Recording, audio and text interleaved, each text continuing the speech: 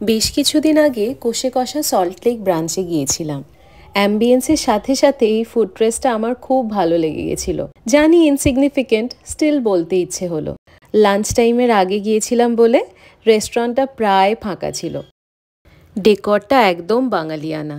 Nakshi Kantha wall hanging হোক, গাছকৌটো হোক, সব কিছুতে দেখো কেমন বাঙালি ঐতিহ্য ফুটে উঠেছে। দিনটা ছিল কালী পুজোর পরের দিন, তাই বাঙালি ফেস্টিভ হ্যাংওভারটা এখানে আরও ভালো করে ফিল হলো।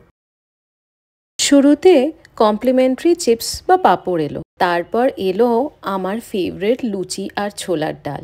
এত পারফেক্ট ছোলার ডাল বাইরে খুব কম জায়গায় পাওয়া যায়। নারকেল কুচিও ছিল।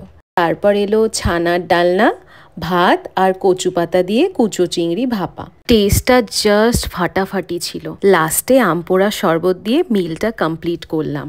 আর যিনি আমাদেরকে থ্রু আউট অ্যাটেন্ড করেছিলেন, ওনার নাম রবীন্দ্রনাথ। খুব রিফাইন্ড বিহেভিয়ার। ওভারঅল এক্সপিরিয়েন্স বেশ স্যাটিসফাইং। তোমরা যদি অথেন্টিক বেঙ্গলি কিউজিন ট্রাই করতে চাও, একবার এখানে এসে দেখতে পারো।